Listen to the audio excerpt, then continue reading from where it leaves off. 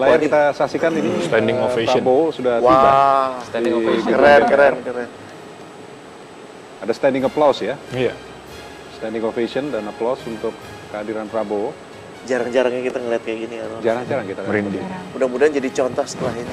Dan ini makna revolusi mental ya, dalam arti yang sangat sederhana. Ya, Bahkan benar ketika lawan politik bisa mengubah sikap yang keras, kalau kita lihat dari sikap tanggal 9 Juli, 22 Juli, berkelanjutan orang mengatakan masih ada pertarungan, dan kemudian berujung pada simbolisasi bahasa tubuh memberi hormat, mendukung pemerintahan Jokowi JK, dan hari ini dikonkretkan dengan kedatangan.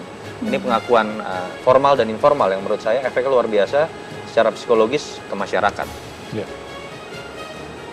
Ya. Jadi saat ini kita lihat di gedung DPR MPR sudah ramai dan Prabowo sudah tiba. Keren, branding. Kita lihat ada standing ovation untuk kehadiran dari Prabowo, dan juga Koalisi Merah Putih juga sudah hadir, termasuk Ketua Umum Golkar Abu Rizal Bakri. Jadi disinilah ya dimulai revolusi mental Seger ya. banget, Ini ya. seger banget, seger ini.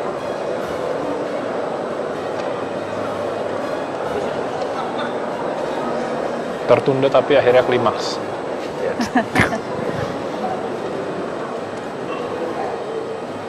Ya, dan ini suasana di luar ruang rapat paripurna 1, banyak sekali media yang masih menanti kedatangan dari para tamu untuk mengikuti sidang pelantikan. Ya, ini ada Ibas. Kita lihat sudah hadir. Kenapa, Riz? Kenapa? Kenapa Mas Yoris? Ya, Yoris mau langsung komentar tadi. tunjuk Mas Rene. Kenapa? Ada apa Rene? Kenapa? Enggak. Saya lihat anak muda ikut politik, keren. Bagus.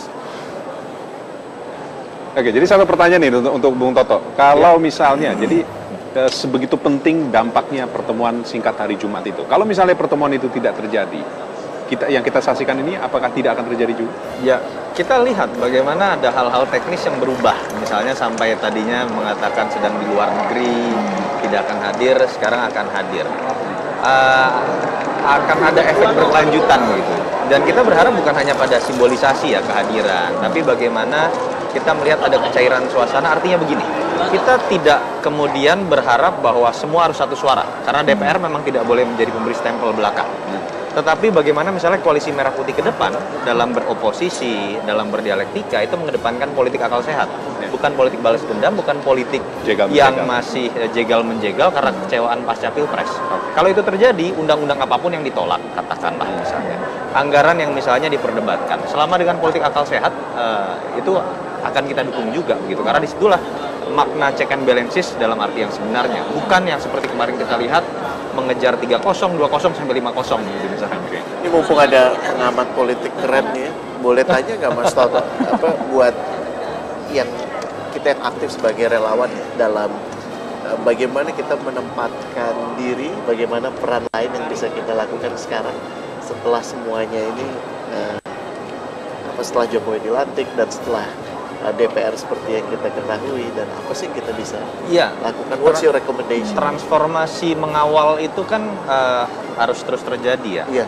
Wajahnya akan berbeda. Mengawal menuju kemenangan, mengawal mempertahankan kemenangan, dan mengawal pemerintahan.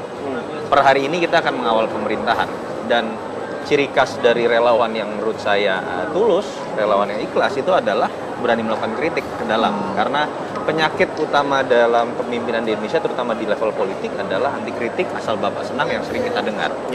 Nah, memang ini juga harus dijemput bolanya oleh Pak Jokowi ketika ada transparansi. Contoh, bagaimana teman-teman relawan pendukung Jokowi ingin mengawal dan mengkritisi kalau kemudian indikator-indikator kerja dari kabinet misalnya itu tidak berani dibuka di awal, atau misalnya per 6 bulan kah, per 3 bulan kah, kita kan tahu misalnya ada UKP 4 yang mengawasi kabinet.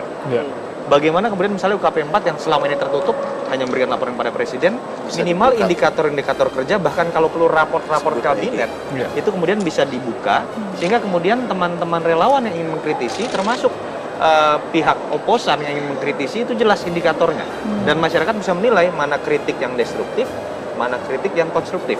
Itu menurut saya yang bisa jadi jalan tengah sehingga relawan bisa terus bekerja juga bukan secara emosional tapi secara rasional. Nuhun. Baik, mungkin sisa waktu masih ada 25 menit menuju ke mulainya ya sidang pelantikan. Dan kita harus jeda dulu, kami masih akan kembali sesaat lagi.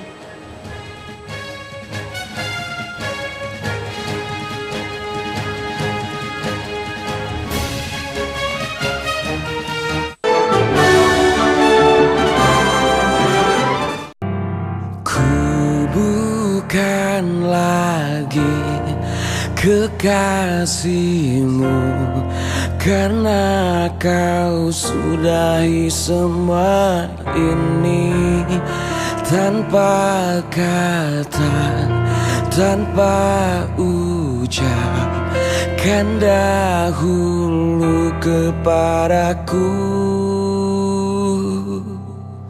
Meskipun kau telah jauh, tapi kau selalu di hatiku.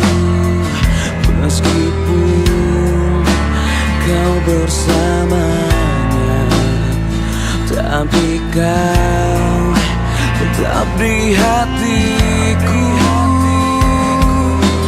Ku hanya bisa teteskan air mata